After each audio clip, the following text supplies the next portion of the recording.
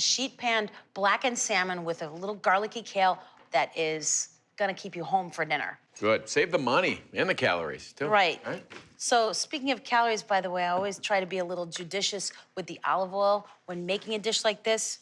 Because the salmon is rich, you don't need a lot of olive oil. Those type of calories really add up. Yep. I want to save some calories for dessert. Yeah, there you go. So I have 4 8-ounce portions of salmon. You could do smaller portions, or you could do a piece. I think 6 ounces of protein, personally, is where you want to be. Don't you? I do, but 8 ounces of salmon just looks so good. Yeah, you're It right. does, but You're it is hard to eat a lot of salmon. You It can't, is. like, It's overeat rich, I mean. salmon. Like, you hit that 7,000 and you're like, woof. Yeah. Let's just see how dinner turns out, folks. All right. Well, we're both, we're a little nervous. We're hoping it's... We're gonna start with a little salt right on top. And I'm using kosher salt here. It's a weeknight, you know?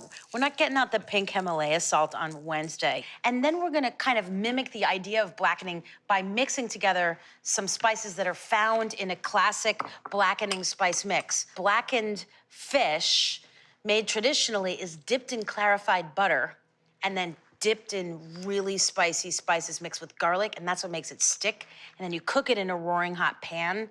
I kind of want to just take the essence of the blackening, which is some cayenne and paprika mixed together, and that's quite a bit of heat, right? Mixed with some garlic and dry mustard powder, one of my favorite spices. I love it so much. And then we're just gonna use a sifter, and this gives it a nice even layer, right? So every bite has a bit of spice distributed all over it. You don't have any clumps of overly spicy spices. I love the even coating of the spice on there. That's I like the brilliant. I've dusting. never really done that. I Just do that feels- with a little drone. You do it? Do you have a Sicarian drone? So you see, this really mimics the idea of blackening, and then literally the salt, the spices, we just arrange that right on your oiled tray. Leave a little space in between each piece of salmon so they get an opportunity to brown a little bit, right? And then what I love is you're just thinking, okay, this could almost be dinner right then and there. But we're gonna add to it a little bit of kale. I've got the equivalent of about 1 bunch of Tuscan kale here, ripped up, and the pieces, you can leave them a little bit big because they're along for the ride with the salmon, so they're gonna cook a good 12 to 15 minutes, even longer if you like your salmon well done. Now, here's the interesting thought about kale. I've torn most of the chewy ribs out of the center of these pieces of kale. And I'm just gonna add a little bit of olive oil, a couple tablespoons, pinch of salt, and just give it a quick massage. Interestingly enough, you know, we talk about massaged kale salads, right, where you add vinegar and you're supposed to let it sit on there, and they always say the vinegar, the acid, makes the kale wilt and get kind of droopy. It's actually the oil soaking into the cuticles of the kale that makes the kale more tender. It's not the vinegar or the acid. The vinegar, the lemon juice bounces off the kale. It's getting the oil inside the kale that really gets it more tender. So you don't even need any acid. Cuticles. Never knew kale had cuticles. It does. Cuticle has a, you know, cute. Kale has, you know, name, personality. Oh, what's that? Cuticles. Couple cloves of just chopped up garlic, and then we literally just, and this, to me, it's also just so inviting. It just looks like it's gonna be fantastic.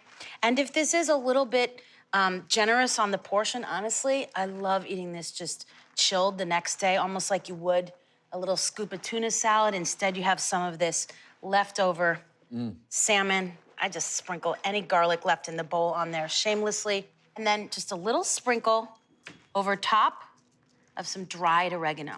I like it that you put it on the end. I think it's more pronounced. Okay, and this just goes right into a 400-degree oven.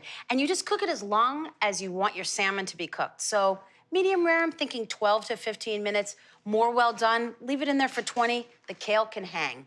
And you just get happiness, which I love. Little lime zest right on top. That's an Iron Chef trick.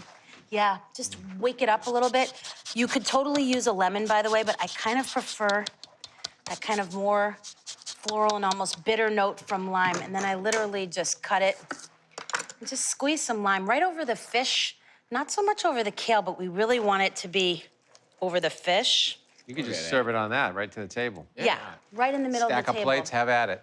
And by the way, I know we have Paper. lots of fancy equipment to get lime juices out. I love to kind of dig in there with my hands and just get a little bit of that pulp from the lime.